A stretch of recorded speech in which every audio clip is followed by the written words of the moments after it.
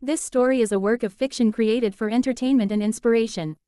Any resemblance to actual persons, living or dead, or real events is purely coincidental.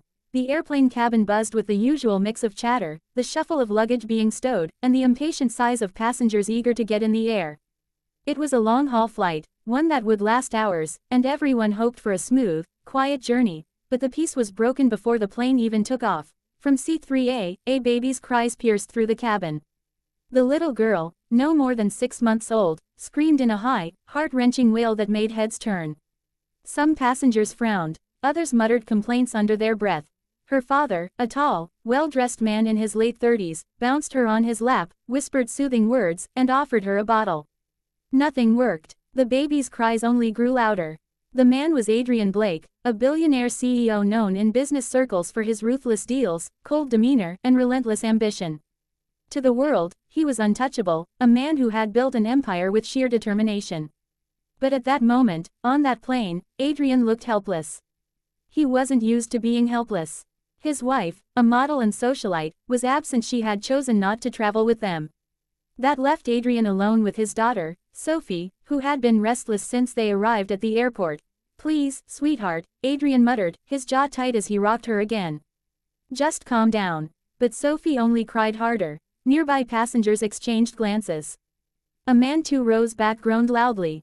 "This is going to be a nightmare." A flight attendant approached with a sympathetic smile. "Mr. Blake, is there anything we can get you? Maybe some warm water for the formula?" "I've tried everything," Adrian said, running a hand through his perfectly styled hair, now beginning to look disheveled. He hated the loss of control. He hated the judgmental eyes around him. But most of all, he hated feeling like he was failing his daughter. Far back in economy class, Emma Carter, a young waitress, leaned her head against the window. Her eyes stung with exhaustion. She had worked a double shift at the diner the night before and barely made it to the airport in time for this flight. Emma wasn't flying for leisure. She had saved for months to afford the ticket. Her mother was sick in another state, and Emma was determined to visit and help her through treatment. Every dollar counted. Every hour of work mattered. The last thing she wanted was a noisy flight. Yet when she heard the baby crying up front, something stirred in her heart. She remembered the nights she had spent babysitting her neighbor's children to earn extra cash as a teenager. She remembered her own little brother, how she used to rock him to sleep when their parents were working late shifts. She knew the sound of a baby's desperate cry, not one of tantrum, but of need. Emma glanced around. Other passengers looked irritated. Some shoved earbuds into their ears. One woman muttered, "People like that shouldn't travel with babies." Emma frowned. People like what? Parents doing their best. She stood up impulsively, though she wasn't sure what she planned to do. Emma slowly walked toward the front of the plane. The flight attendants looked startled, and Adrian glanced up, his eyes sharp, clearly not in the mood for interruptions. "Excuse me," Emma said softly, her voice hesitant but sincere. "Would you like me to try?" Adrian blinked. "Try what?" "With your baby," Emma explained, glancing at Sophie, who was still wailing, her tiny fists clenched. "Sometimes a different touch helps." The billionaire CEO stared at her. This waitress in her simple jeans and faded sweater, hair pulled into a messy bun, had no reason to step in. No obligation. And yet, she stood there, offering help when everyone else looked away. Adrian hesitated.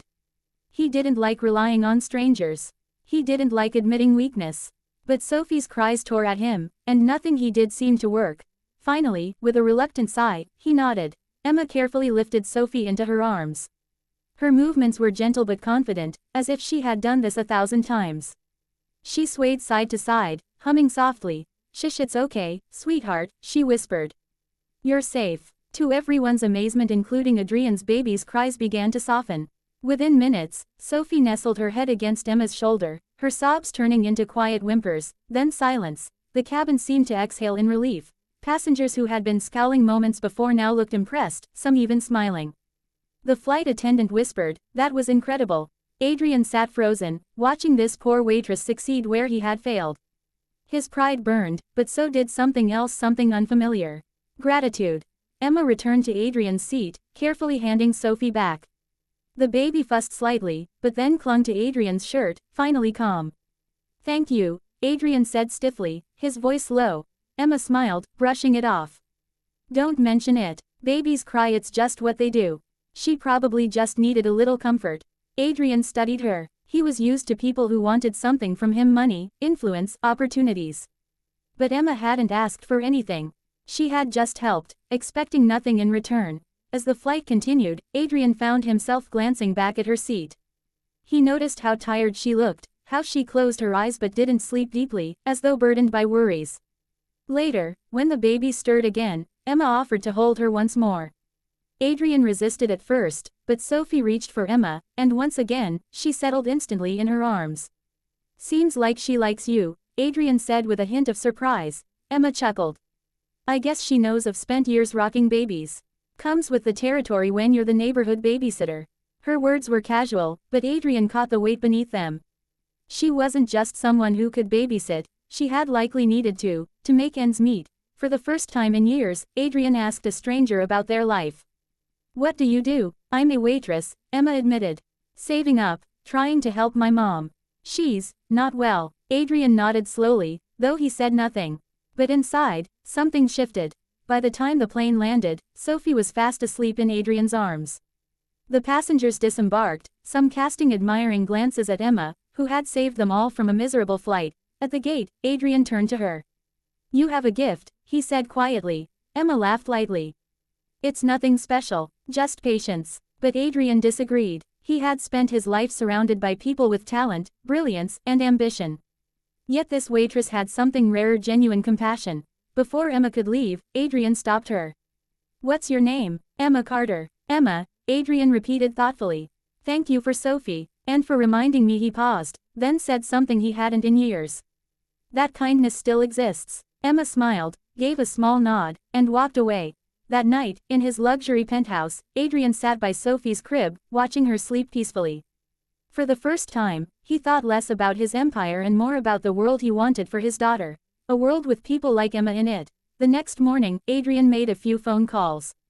By the end of the week, Emma received an unexpected message. She had been offered a job not as a waitress, but as a childcare specialist for one of the largest philanthropic foundations in the city, funded by none other than Adrian Blake. The job paid more than she had ever dreamed and came with full medical coverage for her mother. Emma was stunned.